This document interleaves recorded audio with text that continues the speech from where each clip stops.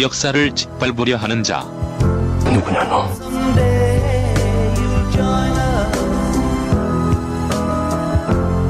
진짜 역사, 가짜 역사. 단 하나의 정통 정치 팟캐스트. 정봉재 정국구가 별책 부록이고, 진짜 역사, 가짜 역사가 이제 메인이 됐습니다. 네, 오늘 하루만. 자, 진짜 역사, 가짜 역사. 지난 시간에 이모군란을 했어요. 2번에 걸쳐갖고. 네. 막 나한테 박수를 보내. 역사에 대해서 어떻게 이렇게 잘하냐. 봉도사님이 해박하시다가. 예. 네. 근데 내가 역사를 이게 재미를 붙이기 시작했어요. 그래갖고 막 자료를 보고 와, 이제. 근데 오늘 못 봤어. 예. 근데 이게 내가 많이 보면 안 되는 게 한 페이지쯤 보면 다른 사람들 한 1000페이지 본 정도의 이게 효과가 나는 것 같아. 이 깊은 성찰 때문에. 자, 오늘 함께 하실 분, 역사계에 떠오르는 영재를 소개하기 전에 역사계 심쿵 선생. 예, 안녕하세요. 심용환입니다. 예. 자, 떠오르는 영재, 꼰대. 최강욱입니다. 안녕하세요. 예. 비염 환자. 혹시 씩씩 바람 나는 건 그 최강욱 변호사가 코가 가까웠고 씩씩 그런 거니까 그거 우리가 편집을 미처 못합니다. 이해해 주세요. 그다음 말 끝에 왁 거리는 것들이 편집이 잘 안 돼. 도저히 깔때기를 견디지 못하고 우리 선배가 전화를 하셔가지고 전주에서 막 잘 듣고 있다 방송을. 그래서 난 전국구를 당연히 잘 듣고 있다는 얘기인 줄 알고 아니 나이 먹어가지고 왜 전국구를 들어요 그랬더니 야 새끼야 나 나이 먹어가지고 진가역 열심히 듣는다고 임마 왜 그러면 안 되냐 그러는데 저는 한동대 교수님이 와서 그러니까 페이스북 같은 걸로 뭐 독도 문제 같은 것들도 좀 뭐 다뤄줬으면 좋겠다 면서 구체적인 이슈를 막 던져주시기도 하고요. 좀 재밌는 것 같아요. 한동대 교수님이요? 네. 그럼 우리가 그런 교수님들의 제안은 받아들여 갖고 네. 그런 주제를 하는 게 좋아요. 근데 그 한동대 교수님이 지금 월 후원을 최고 많이 하시는 분이 아우성. 구성에. 구성. 그분이 지금 계속 하는지 어쩐지 모르겠는데 제일 세요. 10만 원. 그 한동대 교수님이 한 20만 원 하면 우리 주제 다 받아들여. 그러면 뭐 얼마 안 돼. 이래서 방송이 사유화되면 안 된다고. 그렇죠. 견제가 공영방송이 필요해. 그러니까 한동대 교수님이 돈을 많이 내면 그분의 사유화된 방송이에요. 절대 굴하지 않으시는데요. 자, 오늘 갑신정변. 네. 이모군란 이후에 갑신정변이 생기는 거죠. 그러니까 연도로 따지면 이모군란이 1882년이고 정확하게 2년 후인 1884년에 갑신정변이 터지게 돼요. 예. 저는 갑신정변 요 사건을 보면서 3일 천하로 끝나는데 그 이후에 동학농민혁명까지 영향을 준다는 것에 가슴 짠하더라고. 그렇죠. 역사는 이렇게 하나의 시퀀스를 갖고 연결이 되는 거구나. 네. 오늘 너무 흥분하신 거 아닌가요? 아니 이게 진짜 갑신정변이 나는 왜 그러냐 우리가 내년에 그 동학농민 전쟁을 주제로 한 영화를 찍을 거 아니에요. 네. 오달수 조연 이미 다 섭외됐어. 진짜? 그럼요. 오달수는 김비호 고등학교 동기 동창이거든. 동학농민 했더니 진짜 관심을 가져요. 타이틀도 잡아놨어. 녹두. 그 우리 여기 27, 8세 되는 젊은 직원들한테 물어봤어. 내년에 우리가 동학농민 찍는데 녹두 타이틀이 어떠냐는 게 애들 다 좋아해. 왜 그래? 왜 좋아하냐 그랬더니 녹두 빈대떡 좋잖아요. 근데 이거 무식한 놈들이. 진가역 2회 때인가 하셨던. 했어요? 네. 그럼 편집하고 잘라내면 이거 안 잘라낼 거야 근데. 제가 붉은 마음 어떠냐고 막 그 얘기도 하고 그랬었는데. 붉은 마음은 너무 좀 세. 그래요? 그냥 녹두. 아니 녹두 나쁘지 않은 것 같아요. 붉은 마음. 나의 붉은 마음을 이해해 역사는 기억하리라 믿는다. 네네.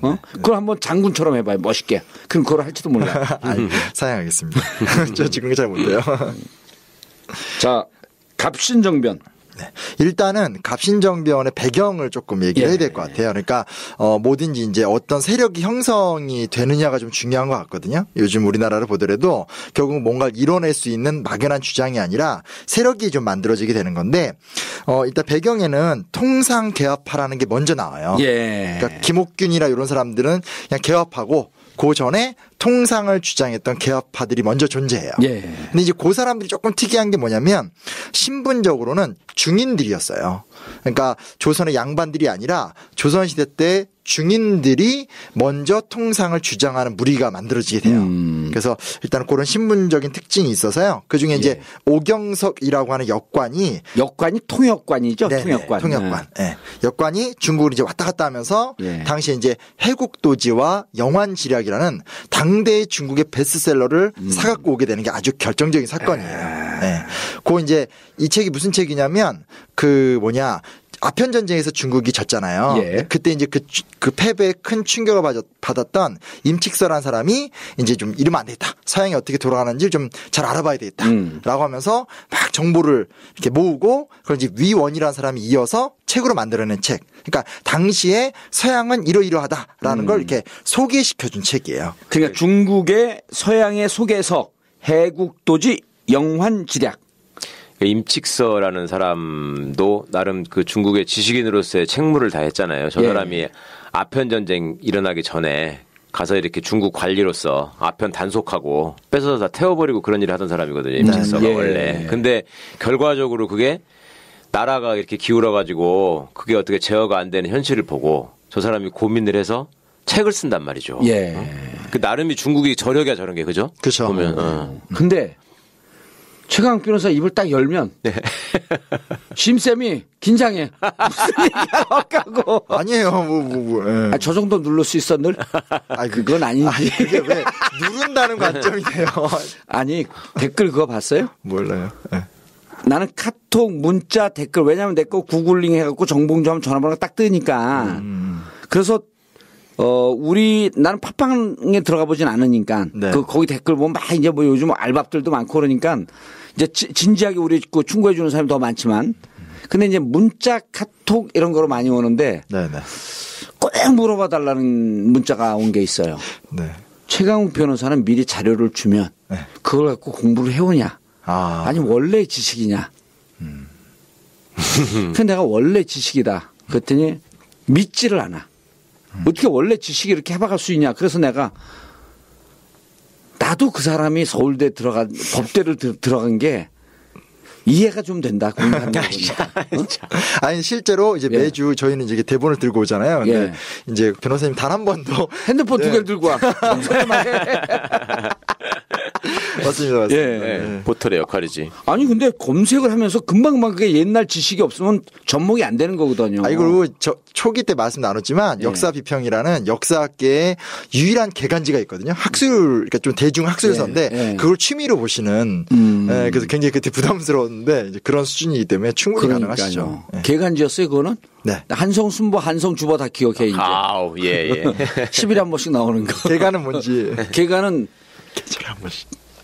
알아요. 개간은 닭이 보는 닭이 보는. 봄, 여름, 가을, 겨울. 그렇죠. 개간은 청와대에서 닭이 보는 잡지를 개간이라고 해요. 하여튼 그 변호사님 정말 짱이고요. 제가 뭐 그렇게 이렇게 막 꿀리고 이러진 않으니까 염려하지 마시고. 그러니까 역사 제가 어떻게 역사 선생님한테 감히. 역사 선생은 아니에요. 역사 쌤. 진짜 요즘에 사람들이 다 심쿵쌤 그래요. 맨 처음엔 누군가 했는데 그게 저더라고요. 그래서 진짜 정현이 형 계시면 사람의 이미지가 이렇게 딱 만들어질 수 있다. 타이틀 좋은 거예요. 심용화는 모르고 심쿵쌤은 다 알더라. 이제 진짜 사람들. 심쿵쌤. 깜짝 놀랐어요. 진짜. 심장 뚝 떨어지는 거야 그냥. 뭐 감사하죠.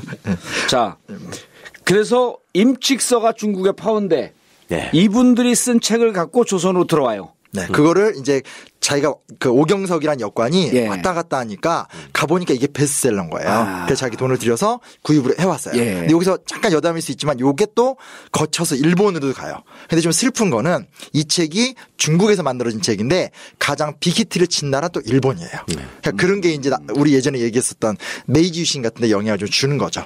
그러니까 이런 거 같아요. 이게 우리는 옛날에 뭐 아이스크림 광고할 때도 그런 거 있었잖아요. 아이스크림 주면서 초도 못 먹나. 근데 일본은 이 서양을 소개한 그거를 받아 먹을 수 있는 토양이 이미 인프라가 깔려 있었던 뭔가 거예요. 새로운 시대에 대한 열망이 있었고. 차 있는 거지. 우리는 그런 준비가 안 되어 있으니까 지난번에 그런 얘기도 했었잖아요. 예를 들었고 대원군을 이 쇄국파라고 비판하지만 예. 그럼 열었으면 예. 또 되냐? 열어도 그걸 받아먹을 수 있는 토양이 준비가 안 되어 있기 때문에 그쵸. 못했던 거지. 맞아요. 이걸 전문 용어로 돼지 목걸이 진주, 개발의 편자. 아직은 안 맞는 거야 그게. 이게 왜 또 그러냐면 이 조선시대로 가면 지금 방금 제가 중인이라고 얘기했잖아요. 예. 그러니까 중인이 그러니까 요즘 말하면 실무진들, 역관, 의관, 율관. 의관은 의사죠. 네. 그 의대 다니는 애들한테 요즘 그래야 돼요. 어이 중인. 법대도 마찬가지예요. 법대가 율관. 아 그것도 중인이? 중인이에요. 아, 이 중인들하고 지금 내가 방송을 하고 있는 거야 이게. 그러니까 그런 식으로 이제 어떤 중인의 위치가 좀 낮았었고 그리고 그 중에 또 하나의 중인이 뭐가 있냐면 서얼이 있어요. 그러니까 그 절반의 피만 깨끗한 그 당시 기준으로 서자. 서자와 얼자. 네. 네. 서자는 그러니까 네. 둘 다 아빠가 양반이에요. 아빠가 양반이고 네. 이제 왜냐면 양반이 아니면은 남성 중심 사회니까 이제 여자가 이렇게 여자를 취하지 못하니까. 네, 네. 그래서 그 아빠는 다 양반이고 엄마가 양인, 그러니까 평민일 경우에는 자식이 이제 그 서자가 되는 거고 엄마가 노예일 경우는 얼자가 그렇다. 되는 거예요. 예. 헷갈리시면. 네. 아 근데 둘 다 첩의 자식인데. 그렇죠. 그렇죠. 첩의 신분이 달라. 첩의 양민? 양인이 이제 평민을 얘기하는 거예요. 평민일 경우에는 서자. 네. 그다음 노예일 경우에는 얼자. 그러니까 옛날에 유행했던 그 방송 추노. 네. 그렇게 추노와의 노예와의 관계에서 나온 건 얼자. 네네네. 더 차별받죠, 걔네는. 예. 근데 이 숫자가 근 인구의 절반이 되거든요. 근데 그거를 다 차별을 해서 예. 문과직에는 오르지 못하게 해요. 그러니까 무관이나 아니면 이제 뭐 이런 아까 말한 무슨 법률가 뭐 중인의 역할 이거밖에 못 돼요. 근데 그게 중국도 이르지 않았어요. 그러니까 유일하게 조선왕조가 아주 지독하게 이 계급 사회. 신분차별. 신분차별이 심했어요. 그러니까 디테일하게 들어가면 중국보다 더 심한 차별들이 많았어요. 예. 노비도 우리는 전쟁을 안 하니까 노비의 숫자를 증식시킬 수가 없잖아요. 전쟁을 해서 잡아와야 되는데 그래서 그걸 못하니까 일천직천이라고 일부러 노비랑 쪽이 천민이면. 양인을 결혼시켜서 나온 애는 무조건 노비로 만드는 거예요. 국가 정책으로? 국가는 그걸 좀 막으려고 했는데 예. 어찌됐건 뭐 거의 뭐 정책이건 뭐 어떤 흐름 자체가 산호를 갖고 있는 그 이 뭐 사대부나 이런 사람들이 그런 정책을 했겠네. 예. 노예를 그러니까 만들고. 자기들은 그 사람들이 많을수록 편하니까. 그러니까. 그런 식으로 이제 제도화 시켜버린 거죠. 예. 그 진짜 참 나쁜 거지. 신분 차별이 무척 심했던 사람. 그러니까 우리는 되게 쉽게 생각하는 게 노비의 자녀는 노비 아니야 이거 되게 쉽게 생각하는데 막상 인류 역사를 보면 그냥 노비는 그 사람이 부채를 지어서 죄를 짓거나 아니면 전쟁에서 패배한 포로가 애들을 되거나. 잡아오는 건데 우리나라 역사가 유달리 자식을 이렇게 거의 이렇게 나서 그 자식 아주 아무 죄가 없는 애잖아요. 걔를 노비로 만드는 것도 심했고 서자나 얼자를 차별하는 문화도 너무 강했어요. 그건 되게 안 좋은 적폐죠. 예. 적폐. 그러니까 성리학이 오랫동안 지배하니까 생긴 병폐잖아요. 그것도. 네네. 유학을 이상한 논리로. 근데 여기서는 이제 희망이 뭐냐면 그 오경석이 역관이고 예. 그가 책을 수입해 온 다음에 이제 누구냐 친구 유대치한테 예. 유홍기라고도 불러고 같은 사람. 같은 사람이에요? 예, 이름이 유홍기가 의관. 네. 예. 의사. 예. 그 둘이 만나서 책을 막 토론하는데 이 문제는 뭐냐면 너무 이 상황이 심각한 걸 느끼지만 예. 중인이니까 아무것도 없잖아요. 그래서 고민하다가 누굴 찾아가냐면 연암 박지원의 손자였었던 박규수를 찾아가요. 예.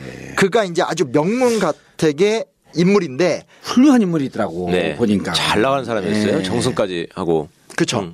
너무 중요한 역할들을 많이 했던 사람인데 그가 평소에도 신분의 구애됨이 없이 인재를 좋아하고 이래서 이렇게 호방해서 이들이 한번 모험을 해본 거예요. 이 사람한테 가면 뭐가 있지 않을까. 예. 근데 박 교수가 그 사람들을 맞아들이고 받아주고. 책을 읽어보고 대화를 해보니까 중인이라고 하기엔 너무 똑똑하고 인재들인 거예요. 신분의 구애됨이 없이. 예. 이게 지금은 편하게 얘기할 수 있지만 조선사회에서 이건 진짜 좀 파격적인 행동이거든요. 사실은 조금 마음이 열려있는 지식인 같으면 해국도지 같은 거는 지도책이잖아요. 예. 그거를 갖다가 보여주면서 세상이 지금 이렇게 돼 있고 중국만 있는 게 아니라 전 세계가 있다. 예, 세계의 열강들이 이렇게 해서 중국이 지금 이렇게 돼 있고 이런 얘기를 해주면 제대로 된 지식인 같은데 눈이 뒤집혀질 아니야. 새 세상을 보는 건데. 그렇죠. 근데 이제 어찌됐건 다행히도 박규수가 받아들이면서 그 박규수랑 뭐 오경석 유대치 같은 사람들을 통상 개화파라고 불러요. 그러니까 그들이 이제 개항을 해서 외국과 소통해야 된다는 주장이 나타나게 됐죠. 예. 나는 이 오경석과 유대치를 백의 정승이라고 부른 거는 기억이 나요. 백의. 그러니까 백의는 관직이 없고 정승이라고 하면 최고의 관직인데 네. 실제로 중인이기 때문에 관직이 없었던 거 아니에요. 이 백의 정승은 이제 드라마 한번 했던 것 같아요.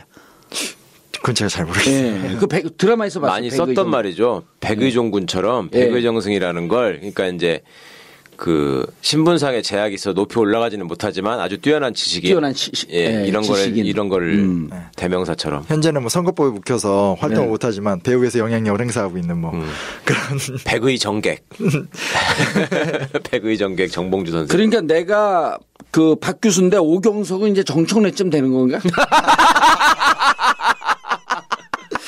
두 가지 면에서 문제가 있습니다. 일단 신분상 그렇게 떨어지는 것 같지 않고 오경석처럼 그렇게 지식이 충만한 것 같지 않고. 조동아리는 충만해. 근데 아무튼 그 박 교수의 집 안에 그러니까 이게 이제 옛날에는 이제 아주 명문가 댁 이르면 사람들이 와서 이제 그러니까 신분이 높은 사람들이긴 하지만 다른 집의 고관대작의 자녀들이 와서 숙식도 하고 대화도 나누고 많이 그랬나 봐요. 그래서 뭐 김옥균, 뭐 김홍집, 뭐 박영희, 홍영식 같은 젊은 애들이 다 평소에 박 교수 집에 많이 왔대요. 그러니까 다 고관대작집 아들들이거든요. 그렇게 지내는데 이제 박 교수가 중개가 돼서 오경석과 유대치를 소개시켜 준 거예요. 신분을 구애받지 말고 한번 배워봐라. 그리고 토론하고 학습하라. 이게 보통이 아닌 거예요. 그래서 배워보니까 진짜 이 배울 분들이다 하면서 백의정승이라는 말도 나오고 거기서 이제 후학들인 개화파가 이렇게 양성이 되게 되는 거죠. 그러니까 항상 개화파에서 이제 개화파로 넘어가는. 네네. 그러니까 교수가 참 훌륭한 사람이에요. 그 시절에 저분들을 자기하고 동급으로 대우를 해주니까 사람들이 정승이라는 말까지 붙여줄 수 있는 거잖아요. 그렇죠. 박 교수가 정승급이니까. 그럼 박 교수가 소통의 전형을 보여준 거예요. 그러니까요. 아주. 그 한 명이 있었기 때문에 어찌 됐건 개화파라는 흐름이 만들어졌다는 것 같아요. 저는. 그러니까 갑신정변이 만들어지고 동학농민전쟁이 만들어지고. 뭐 그렇죠. 그런 기초가 또 그 흐름이 되는 거예요. 훌륭한 조상 밑에서 저렇게 뛰어난 또 손자가 나오고 이러면 얼마나 좋아. 우리 이종걸 선생도 저 정도만 했으면은 지금쯤 참 좋았을 텐데. 누가 쫑걸리? 이번에 떨어진다는데? 김종인도 마찬가지고요. 아 맞아. 거기도 김병근 선생 손자고. 왜냐면 이 박지원의 손자인데 박지원은 조선 후기 최고의 실학자고 그렇죠. 이 사람은 정말 조선 말기에 정말 흥선대원군도 못 건드렸어요. 흥선대원군 집권기 때도 개화를 막 주장하는데도 대원군이 박 교수 건드리질 않아요. 실력을 인정하니까. 그 정도의 인물. 어느 정도인지 알겠죠? 천하의 흥선대원군도 박 교수는 건들질 않아요. 그러니까 그 정도의. 진짜 실력이 있고 인품이 있었던 분이네. 그렇죠. 그리고 열려 있고 호방하고. 이제 그에 비해서 아까 이제 말씀하신 것처럼 뭐 이시영 선생의 손자라든지 김병로 선생의 손자라고 한다면 그 정도의 실력과 내용을 갖고 있는지에 대해 저는 진짜 좀 따져 묻고 싶어요. 아니 실력은 없을 수 있어요. 그리고 왜냐하면 실력이라고 하는 것은 뭐 쌓을 수도 있고 안 쌓을 수도 있는데 그러한 지금 최변이 얘기하는 것도 그런 좋은 뿌리, 훌륭한 뿌리를 갖고 있으면 일단 열려 있는 소통의 자세가 되어 있어야 된다. 그럼요. 이거 아니에요. 아니, 난 YS 대통령이 그런 점에서 좋아하는 게, 야, 머리는 빌리면 되지 않냐. 얼마, 완전히 열려 있는 거야. 근데 체력은 없으면 아무것도 못한다. 건강이면 다 이러니까. 그러면서 머리는 빌리면 된다면서 온갖 사람들 얘기를 다 들은 거 아니에요. 그래서 저는 좀 이번에 뭐 여담이라지만 좀 아집이라는 걸 느낀 게 이제 그 김종인 대표라고 해야 되나요? 비대위 그분이 이제 가임 김병로 자기 할아버지 얘기하면서 할아버지가 무슨 토지개혁 같은 거를 주도했다 이렇게 얘기하시는데 사실은 그것도 좀 역사 왜곡이거든요. 토지개혁을 그 당시에 꿈꿨던 건 김병로 선생만이 아니라 그 시대 열망인데 그걸 자기가 지금의 자기 존재성을 만들기 위해서 자기 할아버지가 모조리 다 한 것처럼 인터뷰를 하더라고요. 그래서 사실 뭐 그걸 일일이 따지는 건 의미가 없는 것 같아서 제가 그거 없었지만 좀 기분은 좀 나빴어요. 확실히 관점이 틀리다. 나는 그 중앙일보에 인터뷰한 거 아니에요? 그 주말판에. 나는 두 가지 점에 있어서 이 양반 진짜 안 되겠구나 그러는 게 문재인 대표 얘기하면서 좀 문제가 있나니까 좀 있는 게 아니라 많이 있던데요. 맞아. 근데 이게 아니 자기가 이렇게 판단할 수 있어요. 근데 자기가 문재인 대표가 대통령 만들기 위해서 왔다 이러거든. 그러면서 그렇게 개무시를 하는 거야. 그건 누가 봐도 깔아뭉개는 거거든요. 그렇죠. 그러니까 손학규가 이 시기에는 좀 의미 있어서 손학규 대표하고 얘기해봤냐 그러니까 그분도 얘기했는데 뭐 별 내용이 없던데요. 이걸 보면서 내가 아까 뭐 다른 방송에도 얘기했지만 이거는 역사적 정설이에요. 영웅은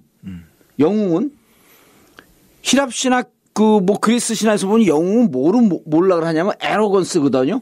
그때 그 히라보로 휴브리스라 그래요. 휴브리스. 그게 지금 영어로 하면 에로건스야. 오만. 김종인 이 위원장 보면서 난 대표라고 절대 안 그래. 위원장 보면서 이런 오만함이 있을 수가 있나. 난 다른 사람 얘기 듣고 바꾸는 사람 아닙니다. 난 소통 안 하는 사람입니다. 이런 얘기야. 맞아요. 그러면서 정청래 내 한번 언제 얘기하고 정청래 불출마 선언하고 받아들이겠다 하고 그날 밤 9시에 전화가 와요. 네.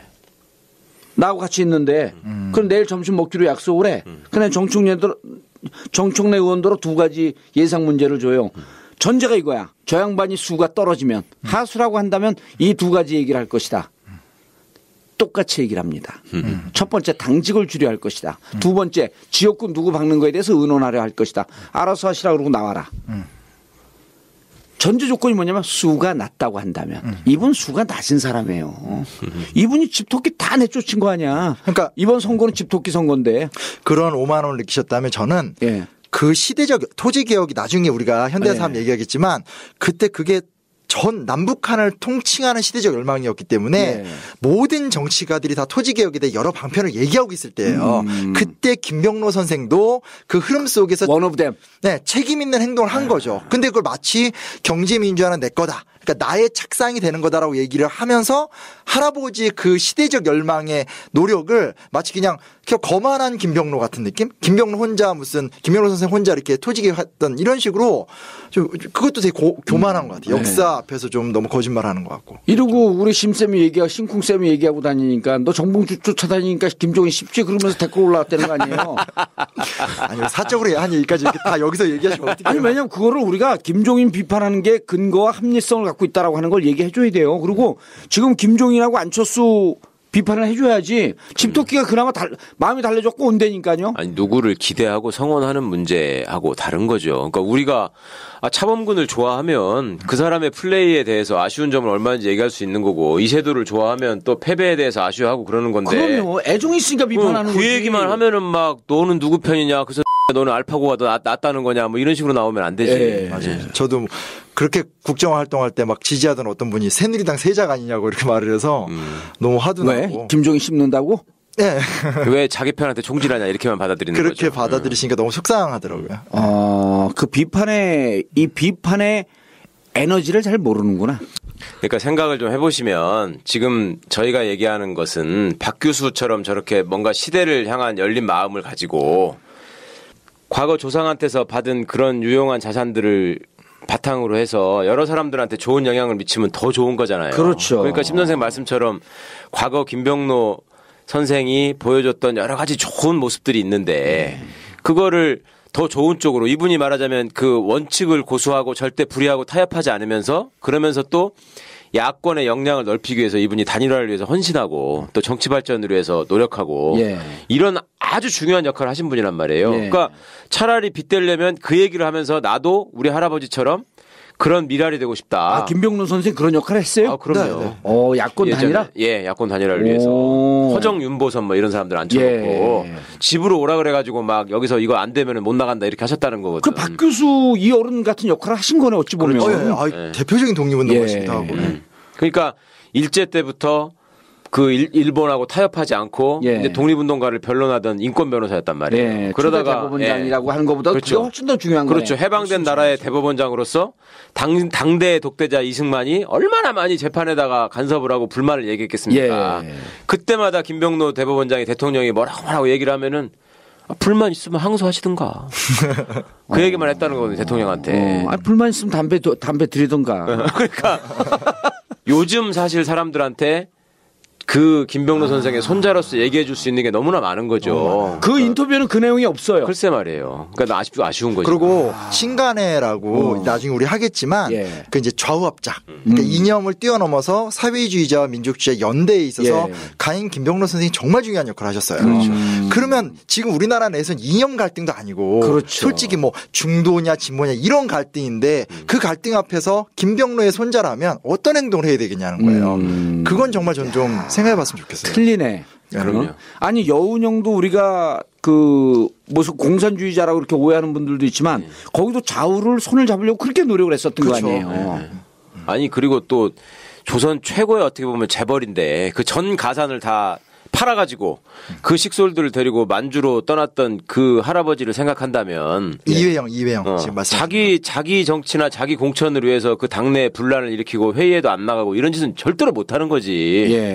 근데 그 손자가 그러고 있는 걸 할아버지가 보시면 얼마나 가슴이 아프겠어요. 아니 그리고 강력한 경쟁자가 있거든 자기 지역에. 그거 물리치고 단수 공천해버린 거 아니에요. 그렇다면서요. 예. 자기 보좌관 출신 예. 가장 강력한 그런 데는 경선 붙여야 되거든. 이렇게 얘기해야 돼. 자기 할아버지 생각하면 나는 내가 정치를 더하는 것보다도 열어놓고 우리 당이 이런 것을 깨끗하게 경선하는 모습을 보여주겠다. 그렇죠. 이러면 박수 받는 거예요. 건강한 우리 당의 체질을 보여주겠다. 예. 이러면 그 지역에 단단히 뿌리가 있는 분이라면서 그분이 그 상대방이. 그러면 예. 아니 하면 글쎄. 경선 우리가 여론조사 해봤잖아. 하면 져요. 예. 지문 어때? 5선 도전하는 이 길목에서 신인에게 그렇죠. 하고 깨끗하게 승복하고 정청래 박수 보내고 유인태 박수 보내. 유인태 지금 난리가 났어요. 예, 예. 자기 선거운동 할 때보다 더 열심히 한다는 거야. 이미경 의원도 그렇고. 이미경 의원도 그렇고. 이제 전병훈 의원도 그렇게 하겠죠. 예. 아니 그 유인태 의원 이렇게 은퇴라고 해야 되나요? 그때 볼 때 좀 정치인 보면서 처음으로 되게 아름답다 이런 생각도 수용했잖아요. 들더라고요. 그러니까 수용했잖아. 정청래도 지금 네네. 차기 당대표감이라고 본인 혼자 얘기하지만 아니 내가 도와주면 당대표 돼요.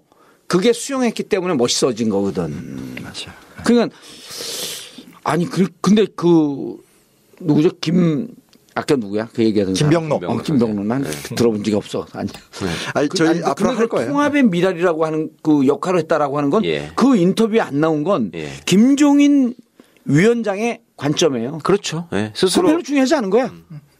그러니까 심영환 선생이 얘기를 하는 거죠. 그 일종의 역사 왜곡일 수 있다. 그러니까 김병로 선생이 토지개혁에 관해서 기여한 부분은 예. 정말 n분의 1에 불과한 것이고 그분이 사실상 역사상에 의미 있는 장면에 기록되는 부분은 그 야권의 통합 그다음에 그걸 통한 불의한 권력에 대한 응징과 심판 예. 거기에 핵심이 있었던 분인데 예. 참 아쉽습니다. 그렇다고 그분이 우익적 정체성을 한 번도 버린 적도 없어요. 버린 적도 없고. 그렇지. 건전한 모수였었네 진짜로. 그러니까 진짜 건전한. 아. 네. 그게 중요하지. 저는 솔직히 말해서 예. 토지개혁을 공부하면서 김병로 선생이 거의 들어본 적이 없어요. 그러니까 너무 그렇죠. 화가 나더라고요. 그러니까. 보면서. 네. 그 박 교수 이거 훌륭한 분이네. 네. 예? 그 어떻게 박 교수가 이 얘기까지. 근데 그 이회영 선생하고 아니 근데 우리가 방금 박 교수 이분을 얘기를 하면서 이회영, 김병로 이런 분들 얘기를 안 하면 안 돼요. 왜냐하면 그 현대 정치를 볼 수 있는 거니까. 아니 그 앞으로 책에 다 나와요. 다 나와요? 그분들을 안 하고 한국 역사를 얘기할 수 없어요. 그러니까 이 책을 안 살 수가 없네. 진짜 역사, 가짜 역사. 빨리 출간을 해야 되겠죠. 책을 쓰고 있어 잘? 열심히 쓰고 있어요. 네. 돈이 들어와야지 돈이 빨리 써야지. 이게 되게 자, 그다음에 예, 그래서 아무튼 이제 그 박 교수를 통해서 이제 개화파가 양산이 되는데 예. 그게 두 흐름이에요. 그래서 급진 개화파하고 온건 개화파 너무 많이 들어본 사실 예. 얘기죠. 그래서 그 김옥균과 박영유로 대표되는 급진 개화파. 그리고 이제 누구냐 김홍집과 김윤식으로 대표되는 온건개화파 예. 이런 게 나타나요. 근데 결과부터 얘기하면 다 되게 슬프게 죽어요. 예. 예, 그래서 김옥균도 다 실패하는 개화파가 되나요? 다 실패해요. 다 실패해요. 그래서 김옥균은 이제 10년간 일본에서 망명 생활하다가 예. 저기 어디냐 그 상하이 갔다가 총 맞아 죽고요. 예. 그리고 살당하죠 홍종우한테. 네, 그렇죠. 그리고 이제 미쳐. 아니 더 선생님 같을 때가 그렇죠. 뭐 이걸 대강 넘어갈래도 막 딱딱 시험에 나오는 거를 꼭 짚고 가는 진짜. 옛날에 그 박상총과 예. 박희태. 박희태 예. 두 분이 대변인으로 여야가 싸울 때가 많았었어요. 그럼 박상천 그분이 말도 잘 하시거든. 네. 논리도 좋고 한 5분 얘기해요. 네. 쫙 얘기해 그냥 막 둘이 싸울 때 대변인으로. 그럼 다 듣고 났다 박희태 대변인 뭐라 하는 줄 알아요? 네. 잘했어. 끝. 그러니까 심 선생님 막 설명하고 있는데 마지막 한마디 암살당했죠? 거기서 훅 가는 거야 그냥. 네, 부각은 전혀 다른 분이 되고 있어요 지금. 제주는 누워놓고. 근데 그래도 책 인세는 거기서 제일 많이 받아가. 제가 쓰고 있잖아요. 뭘. 우리가 광고해주고 있잖아. 근데 하여튼 개혁이라고 하는 것이 얼마나 힘든 일인가를 보여주는 거죠. 개혁파에. 그래서 예. 김옥균도 암살 당하고요. 예, 박경용. 네, 나중에 이제 온건개합하긴 한데 갑오개혁 실패했을 때는 김홍집은 저작거리에서 마주 죽어요. 정승인데도 불구하고. 네. 그리고 저기 어윤중이라는 사람도 고위 관료인데 도망가거든요. 근데 이 사람 좀 재밌는 게 어살이라는 마을에서 죽어요. 근데 이 사람의 어씨가 물고기 어자인데 예. 그 동네 이름이 물고기 어자에 죽을 사자. 물고기가 죽는 마을에서 죽어요. 실제로. 또 맞아 죽어요. 네. 이런 식으로 어찌됐건 개혁을 꿈꿨던 사람들의 비극이 그러니까 비극적으로 끝나는 게 좀 슬퍼요. 네, 아직 그게 이제 기층 민중에 뿌리박지 못한 위로부터의 개혁이라는 한계를 보여주는 거잖아요. 그러니까 사람들은 이 사람들을 우리의 대표로 생각해서 새로운 세상을 열어줄 사람으로 기대한 게 아니라 예. 지금 이제 시민들이 야당에 대해서 비판하는 관점 중에 그런 게 있잖아요. 저게 옛날에 학생운동했다, 옛날에 감옥 갔다 왔다 이런 걸 팔아서 지 국회의원 자리나 지키고 연명을 했지. 예. 실제로 사람들을 위해서 한 일이 뭐 있냐. 예. 이런 비판을 하듯이 이 시기에도 소위 말하자면 저 사람들은 정말 진심으로 온 재산과 목숨을 바쳐가면서 나라를 어떻게 한번 해보겠다고 생각은 한 거잖아. 자기들 까내면. 그렇죠. 예. 모든 걸 바쳐갖고. 예. 그런데 백성들의 입장에서는 들이 저게 일본 놈 앞잡이들 같고 우리만 더 힘들게 하는 거 그렇게 받아들였다는 거지. 그렇죠. 참 슬픈 일이죠. 그러니까 개혁이 국민과 백성 민중의 뿌리를 내리고 그들과 소통하면서 예. 다소 좀 늦더라도 예. 함께 가야 되는 함께 건데. 뭉뚱그리로 가야 되는 게 필요한 거죠. 그렇죠. 예. 근데 그 얘기는 조금 나중에 예. 얘기를 해보고요. 일단 여기서는 우리가 보통 급진개합파, 온건개합파 이렇게 나눠서 설명을 예. 많이 하고 뭐 급진개합파는 뭐 일본의 메이지 유신을 따랐다. 예. 온건개합파는 뭐 양무운동을 따랐다. 이렇게 많이 배우거든요. 예. 근데 이제 조금 관점을 시각을 달리하면 무슨 문제가 있냐면 사실 급진개합파, 온건개합파 다 합쳐봤자 얼마 안 돼요. 예. 그게 좀 중요한 특히 요즘에 우리 현실에서는 좀 저는 고민이 되더라고요. 원래 통상적으로 배우는 것보다도 더 이들이 지금 그러니까 수구당보다 훨씬 적어요. 정의당 수준이 정의당 수준 요새로 치면. 정의당보다도 지금 것 같아. 정의당 지지율 올라갔잖아. 그러니까 일단 민중 지지율은 생각도 못 하겠고 근데 예. 대신에 얘네들이 일단은 고관대작의 자녀들이기 때문에 꽤 그 좀 좋은 위치에 포지셔닝이 있는데 그래봤자 다 합쳐도 젊은 관료들이고 별로 많지가 않아요. 근데 문제는 자기들의 내에서 이게 조정과 타협이 안 됐다는 게 좀 큰 문제예요.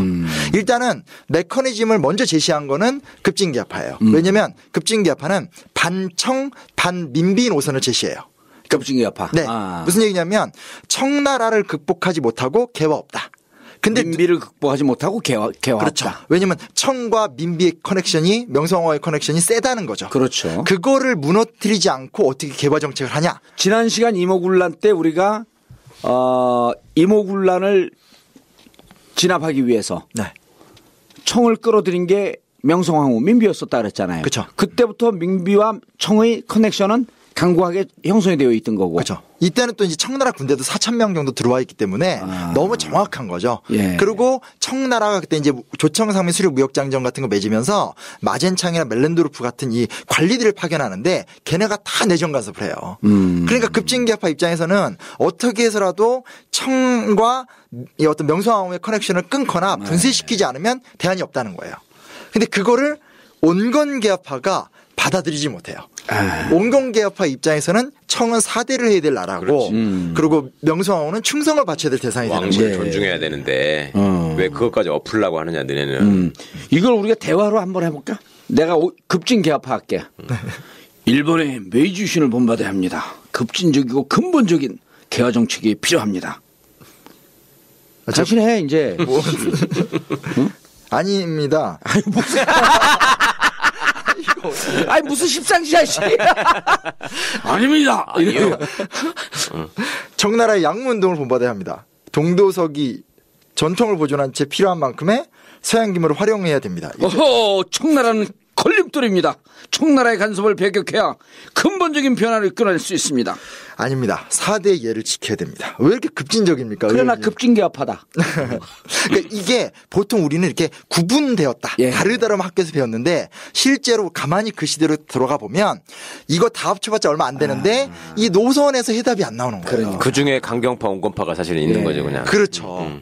그러니까 이게 시작부터 답답한 거죠. 자기들 내에서도 합의를 못 보니까. 통합진보당과 정의당하고 나눠질 때. 딱 그런 모습이에요. 너무 그런 모습이에요. 너무 그런 모습이에요. 예. 지금 웃으면서 얘기하지만 이게 사실은 힘을 합쳐서 예. 서로 간에 일정 정도 좀 조정을 해서 예. 정말 개화의 힘을 만들려고 했었으면 그 이후에 이렇게 속속 깨져나가는 이런 모습하고는 좀 다르지 않았을까 그렇죠. 하는 아쉬움이 남는 예. 거죠. 그 자기들끼리 논쟁하는 시간에 예. 백성들과 함께 호흡하려는 생각은 하지도 못했고. 그리고 김옥균이 믿었던 사람은 누구냐? 일본이에요. 네. 이게 너무 황당한 그러니까 거예요. 그 자료를 보면서 이건 뭐 친일파라고 할 수도 없고 뭐야 이게. 뭐 너무 이제 일본에 대한 기대 심리가 높았다고. 일본의 메이지 유신을 보고 너무 감명을 받았던 거죠. 그렇죠. 네. 그리고 나이브하다 그러지. 그러니까 나이브. 네? 영어로 나이브가 잘 맞는 말인 것 같아요. 나이브한 거죠. 예. 네, 자기들이 볼 때 현실은 너무나 문제가 많은데 옆 나라에서 벌어지는 일은 눈이 번쩍 뜨이는 일이고 그러면 저것만이 대안이다. 그러니까 김옥규는 되게 진심으로 일본 공사를 찾아가서 허심탄회하게 얘기하면 일본 공사 다케조에는 그걸 이제 술수록 답변을 해주는 거죠. 해주겠다, 도와주겠다, 걱정하지 마라. 너네가 정변 딱 일으키면 본국에 연락해서 뭐 군함 2대 파견하고 매놈들 다 몰아내주겠다. 일당백이다. 이렇게 다 하는데 하나도 안 하거든요. 하나도 안 해줘요. 그러니까 이게 3일밖에 못 가는 게. 그래서 이제 그 개혁을 하자고 하면서 난을 일으키는 거죠. 그렇죠. 네. 갑신정변. 일본을 믿고. 네. 왜냐하면 이게 그 당시에 급진계파 다 합쳐봤자, 그러니까 급진계파 지도자 및 생도들, 그러니까 일본에 유학 보냈던 애들 다 합쳐봤자 7, 80명도 안 돼요. 근데 당시에 청나라 부대가 청푸전쟁, 그러니까 프랑스와의 전쟁 때문에 2,000명이 빠졌거든요. 근데도 2,000명이 있었어요. 4,000명 중에. 네. 그리고 일본 공상화 병력 20명 있었어요. 그럼 뭐 합쳐봤자 이쪽은 100명이 안 돼요. 100명이 안 되는데 그 우정국, 우체국 개국 축하연 때 그 누구야 민영익의 배를 한번 찌르고 고종 딱 이렇게 모신 다음에 고종한테 제 마음을 좀 알아주십시오. 해서 갔는데 그 며칠을 가겠어요. 바로 청나라군 개입하게 되고 일본 애들은 바로 배 타고 도망가거든요. 일본 애들은 팔 빼고. 3일이라도 했던 게 좀 용해. 지금 따지면 20대 청년들이. 그거 3일은 이제 미안스카이가 돌아오는 시간이에요. 그러니까 딱 그 시간만. 아니 그리고 이게 젊은 애들이거든요. 젊은 애들이 왕한테 가가지고 이게 우리가 하자는데 좀 해봅시다 이러다가. 그것도 웃긴 거 처음에 고종이 또 오케이를 해요. 근데 가만히 보니까 좀 잔인해. 막 죽이고 자기 특히 민씨 척척 죽이니까 열받은 거예요. 그런 상태에서 또 마음 바꾸게 되고. 이 변수가 답답해요. 그런 거 보면. 그래서 어찌됐건 그러니까 연합해야 될 대상과 연합을 하지 않고 갖춰야 될 지지 기반이 없는 상태에서 너무나 모험적으로 절대 믿으면 안 되는 일본을 믿고. 그러니까요. 그러니까 여기서 일본은 요즘으로 말하면 이 친일파 그런 일본보다 뭐 미국이나 뭐 중국 같은 나라인 것 같아요. 왜냐하면 그들은 아무리 우리에게 호의를 보여도 계산적으로 접근할 수밖에 없고 자국의 국익이 먼저잖아요. 그렇죠. 외교니까 걔들도. 그렇죠. 그러니까 하는 게 뭐 되면 좋고 안 돼도 말고. 근데 이제 막상 그 사람 앞에서는 젠틀하게 대우를 해주게 되는데 이 친구 그냥 아까 말씀하신 대로 나이브하게 접근하니까 됐어 도와주긴 했어 한번 해보자. 우리도 그런 뼈아픈 경험을 했었잖아요. 그 광주 항쟁 때 미국 항공모함이 오고 있다는 그 소문이 쫙 돌았거든요. 그러면서 미국의 미국이 이 독재 정권을 거다. 가만두지 않을 거다. 이 군사 정권을 가만두지 않을 거다. 우리를 도와줄 거다. 이러한 그 잔혹한 이 우리 백성을 국민을 죽이는 이런 행동을 결코 묵과하지 않을 것이다. 그러면서 미국의 인권에 기댔던 거죠. 그거를 이제 뭐 대학생들이 막 기대하고 있었던 아니 그때 당시 그 정서가 아니 저게 돌았던 거죠. 광주 항쟁 그 항쟁 와중에 그런 말이 돌았죠. 미국이 오고 있다. 근데 이제 사실은 그것도 어찌 보면 지금 보면 세작들이 풀어놓은 거지. 사람들한테 야 미국이 오고 있으니까 막 마음을 풀어지게. 마음이 풀어진 거지. 강구한 투쟁을 못하게. 그러니까 뭐 인권 대통령 카터도 보니까 우리나라에서 민주주의라는 거 기대도 안 하고. 그럼 자기 국익이죠. 그때 당시에 일본이 지금의 미국이라고 하니까 80년 5월 항쟁이 생각이 나네. 그렇죠. 아픈 기억이지 아픈 기억. 그러니까 이게 참 그런 디테일인 그냥 이걸 단순하게 뭐 3일로 끝났어. 이건 너무 단순한 얘기고요. 근데 어쨌든 근데 좀 중요한 게 있어요. 왜냐면 3일간 권력을 잡았지만 그 3일간 외쳤던 개혁정강 14개조가 있거든요. 그게 되게 중요하고 이게 3일 만에 끝났어도 그 이후에 어떤 9월 말에 조선의 개혁 방향의 어떤 아젠다가 돼요. 그래서 그중에 다 얘기 못하겠고 몇 가지만 얘기하는데 첫째는 문벌을 폐지하고 인민평등권을 확립하겠다. 이게 뭐냐면 신분제를 철폐하고 근대국가를 만들겠다. 선명하죠. 아까 우리가 얘기했던 신분 차별이 가장 극심했던 사회에서. 그렇죠. 그게 이제 큰 병폐다라고 이 사람들이 이제 인식을 하고. 그리고요 또 그게 있고 그다음 이제 지조법을 개혁해서 재정을 호주에서 일원화시키겠다. 그러니까 쉽게 말하면 조세 제도를 깔끔하게 정리해서 함부로 이렇게 민중이 수탈을 당하거나 그런 경제 구조를 안 만들겠다. 예. 어찌됐건 돈 문제가 중요한 거니까. 좀 안타깝긴 하지만 토지개혁 같은 얘기까지는 안 나오고요. 예. 그냥 좀 이렇게 경제를 깔끔하게 운영하겠다 정도의 좀 한계는 있어요. 그러니까 뭐 예를 들면 요즘 같은 게 보면 정말 대학교 다니는데 등록금을 안 내거나 조금 내거나 이런 게 해답인데 그냥 여기서 사실 이 주장들은 아주 저리에 학자금 대출로 잘 운영하겠다 식의 그 약간은 아주 이해할 만한 그 비유네. 그러니까 뭐 노무현 대통령 때 그 비정규직에 대한 태도들 같은 거랑 좀 비슷하다고 보시면 좋을 것 같아요. 그러니까 이게 왜냐하면 이 친구들은 어찌됐건 고관대작의 아들들이기 때문에 그렇게 민중의 직접적 필요성 자체를 잘 몰라요. 그래서 정말 민중들이 원하는 아까 얘기 나왔던 그 토지개혁 같은 것들 자기들이 원하는 땅이 필요하고 자기들이 원하는 집이 필요한데 그런 것까지는 못 가요. 좀 이런 한계가 좀 있긴 있죠. 그리고 이제 마지막은 요거는 이제 애들이 이제 시험에 내면 되게 힘들어하는 건데 뭐 의정부 6조 외에 불필요한 관청을 혁파하자 이런 얘기 나와요. 이게 뭔 얘기냐면 이게 진짜 심각한 건데 조정에서 회의를 하면 그 다음날 회의 내용이 바뀌어 있어요. 그러니까 뭔 얘기냐면 네. 공식적으로 결정하는 건 아무 의미가 없고 그렇죠. 몇몇 그 이너서클 그렇죠. 네? 이너서클들이 알아갖고 지들이 다 해버리는 거야. 결정된 거조차도. 그러니까 국가가 체계적으로 돌아가지 않는다라는 걸 이 사람들은 지금 굉장히 중시하고 있는 거죠. 세금도 중구난방으로 막 걷고. 이런 거예요. 자, 세금을 한 15%쯤 걷자. 그래갖고 올렸더니 뭔 얘기야? 세금 한 25% 걷어야지. 그 두세 명이 앉아 결정하는 거예요. 옛날에 그런 대통령 후보가 하나 있었어요. 결국 떨어졌는데 다 의사결정을 해. 갔다 오면 그 다음날 바뀌어. 누가 바꾸는 줄 알아요? 집에 사모님이. 누구예요? 얘기할 수 없죠. 이모 씨인데. 예? 집에 가서 다 바뀌어요. 그러니까 사람들이 암만 의논해봐야 의미가 없어. 뭐 강력한 대선 후보가 될 뻔했었죠. 대선까지는 못 나왔어. 그러니까 이해창은 아니야. 중요한 건. 예. 다 결정하면 좋아 알았어. 갖고 회의를 하거든 참모들이. 그다음 나오면 다 바뀌어 있어. 항상 그랬어요. 네. 이 문제 해결이 안 되는 거예요.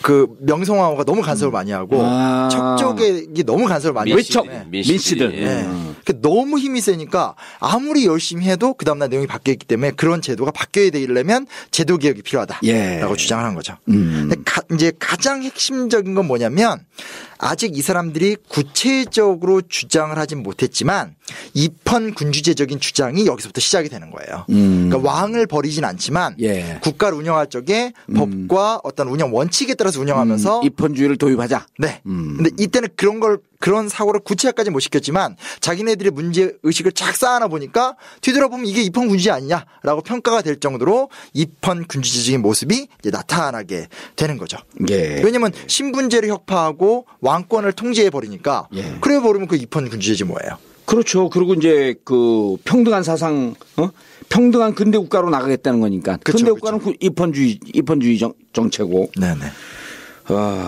근데 이걸 쭉 이렇게 다시 보니까 이 절실했던 개혁, 개화 이런 부분에 대해서는 무척 열정이 있었는데 사회 시스템과 혁명은 어떻게 일어난다라고 하는 것에 대한 깊은 천착이 없었던 거예요. 그렇죠. 그게 그렇기 때문에 성공을 못하는 거고. 그러니까 그래도 러시아 같은 경우는 짜르를 무너뜨릴 때 민중과 함께하는. 그러니까 이게 보면 그 전에 사실은 사회주의 사상 이런 철학적 배경이 있었잖아요. 근데 여기는 이분들이 개화를 해야 된다라고 했지만 무슨 정치적 사상적 근거를 갖고 철학의 뿌리가 없었던 게 이런 걸 또 하나 좌절시킨 거지. 그렇죠. 냉정하게 따지면 철학의 뿌리가 깊지 못한 건 그런 게 커요. 그냥 일본 본따서 한번 해보자 이거밖에 아니었죠. 솔직히 말해서. 안타깝게도. 제가 그 전에 여기서 얘기 안 하고 다른 데서 얘기했나 어느 아주 이 깊이 공부한 철학자가 대한민국 정치의 후진성을 얘기하면서 유럽은 국회의원이 되기 전에 이미 철학 공부가 끝내 있다는 거예요. 왜냐하면 초, 중, 고등학교에서 비판 교육을 통해서 토론하고 그러니까 이 사회를 어떻게 가야 된다라고 하는 그림이 딱 그려져 있고 그러면서 정치권에 들어오는데 우리나라 정치인들은 정치권에 들어온다면 생각한다는 거예요. 철학적 기반이 없기 때문에 정치의 후진성을 극복할 수 없다. 거기에서 철학적 근거가 돼 있는 사람은 결국 리더가 되는데 내가 보기엔 정봉주 당신이 유일하다. 그 마지막만 안 하면 진짜 최고인데 진짜. 아니 근데 그것까지 안 하면 사람이 너무 완벽해 보이잖아. 아니에요. 일부러 그 컨셉이야 좀 이해해줘. 그 사람이 성과 이름이 외자야 외자. 그러니까 유럽의 정치인들은 시민들이 보는 어떤 상황에서도 토론을 하는 모습으로 기억되는 정치인들이 지도자가 되는데 그럼요. 예, 우리나라의 정치인들은 가급적 토론을 안 하고 쇼하고 다니면서 이미지 관리하는 이걸로 지도자가 되잖아요. 아니 사회가 전반적으로 그런 것 같아요. 저는 이제 사범대 나왔는데 그 이제 학교 선생 안 했던 이유가 이렇게 말하면 조금 기분 나쁠 그러니까 저기 현장 관계자 기분 나쁠 수 있겠지만 이제 교생을 갔어요. 대학교 4학년 갔는데 교무 회의를 이제 처음 들어가 본 거죠. 교무 회의잖아요. 그럼 회의를 해야 될 거 아니에요. 지시만 하지. 딱 교장 선생님이 와서 딱 지시하고 아무 말원이 없고 딱 끝나요. 근데 그때 제 옆에 저희 대학교 선배님이셨던 한문 선생님 계세요. 근데 딱 정규조 선생님인데 옆에서 딱 보더니 조용히 야, 이 학교는 썩었어. 나 이러는 거예요. 근데 한 달을 딱 지내는데 아, 이게 너무 그러니까 뭐라 해야 되나? 그러니까 내가 학교에서 배웠던 어떤 그런 또 역사 교육가로서 꿈꿔왔었던 참교육이라는 것과 너무 현장이 구조적으로 안 된다는 걸 사실 느꼈어요. 그래서 사실은 학교를 좀 안 가게 됐던 이유도 있고. 아니 이게 그 우리나라 정치인들은 근엄하잖아요. 예? 근데 내가 근엄한 거 깨야 된다. 재밌어야 된다 정치가. 그건 최변도 동의하니까 여기 같이 있는 건데 사실 사람들이 잘 모르는 게 이거예요. 미국 정치인들도 무척 유머에서 시작해서 유머로 끝난다 그러잖아요. 정치 묘비에 가니까 그 누가 유명한 사람이 우물쭈물하다는데 이럴 줄 알았지. 이게 다 쪼크거든요. 네네. 근데 유럽의 정치인과 미국의 정치인이 쪼크하면 막 박수를 보내. 근데 우리나라 정치인은 정봉주 정청래가 막 까불면 저 가벼운 놈들이라 그래. 사실은 유머가 있는 정치는 그 근저에 철학이 있는 거예요. 그렇죠. 고급 정치지. 철학에 대한 자신이 없으면 웃길 수가 없거든 이게. 맞아요. 자기 철학을 쉽게 전달하는 방식으로 유머를 택한 거에 그렇죠. 뿐이잖아요. 예, 청래는 좀 틀리지만. 왜 그래요, 진짜? 아, 아니 그걸 해줘야지 사람들이. 의원님 잘하시던데. 너 정청래요? 네. 잘하고 있지 지금. 아, 그리고 옛날에 김영삼 대통령도 그 YS 못 말려 그런. 네. 그건 자기 유머가 아니고 그건 작가들이 작가들이 한 거고. 김영삼의 캐릭터를 빌어서 만든 거고. 김대중 대통령은요 연설문을 쓰고 몇 번을 반복하잖아요. 철학이 있어요. 연설을 시작해서 3분 이내에 웃음을 끌어내지 못하면 그 연설은 망한 연설이다. 웃음을 터뜨리는 순간 가슴이 열린다. 예. 예? 이런 게 다 철학적 기반이 있는 거예요. 아니 저는 그런 아까 심 선생 말씀하신 것처럼 각종 현장에서 그 조직에서 벌어지는 회의라는 게 회의가 아니잖아. 사실은 다 지시지. 지시지. 근데 나는 더 놀랬던 게 야당의 의원총회가 벌어지면 거기는 우리가 생각할 때 가장 활발한 토론을 할 것 같잖아. 근데 거기서도 말하는 사람이 몇 명 없다는 거야. 정말 충격이었어. 하는 사람만 해요. 그리고 누가 또 하면은 앉아가지고 또 중얼중얼하면서 야지를 놓는데 너 잘났다. 너 똑똑하다. 야지가 시비 걸고 뭐. 그러면 아니 큰 소리 얘기해요. 그럼 나와서 얘기하면 또 가만히 있어. 얼마 웃기는 거야. 야, 이게. 그걸 누가 몰라? 누가 몰라? 왜 비판하는 거야? 그럼 나와서 얘기하세요. 사회자가 그러거든. 가만히 있어요 그때는. 예. 그건 진짜 근데 오늘 중요한 지적하신 것 같아요. 예. 철학적 기반이 있어야 한다. 그게 그 실제로 우리가 역사 배울 땐 그런 얘기 잘 안 해요. 왜냐면 어찌됐건 갑신정변이 다음에 이렇게 영향을 줬다라고 얘기하는데 냉정히 따지면 갑신정변의 지도자들은 그 의기와 정열에 비해서는 구체적인 비전이 결여되었다는 건 좀 분명한 것 같아요. 예. 또 반대편에선 구체적인 조직도 없었다는 것도 되게 심각한 측면이라. 그냥 끌어오르는 열정은 예. 있었던 거예요. 예. 열정을 뒷받침할 수 있는 민중도 없었고 열정을 갖고 어떠한 사회로 가려고 했던 비전과 철학도 없었고 빈곤하고. 예. 아쉽지만 이렇게 조선의 갑신정변은 3일 만에 끝나는데 자 학교에서 여기까지 가르치는 거죠. 네. 예. 근데 이제 그걸 다음 시간에는 깊숙이 쑥 심쿵쌤의 관점으로 쑥 들어가 보도록 하겠습니다. 자 진짜 역사 가짜 역사 갑신정변 1편 마치겠습니다. You may say I'm a dreamer, but I'm not the only one. 역사를 짓밟으려 하는 자. Someday you'll join us. 진짜 역사 가짜 역사.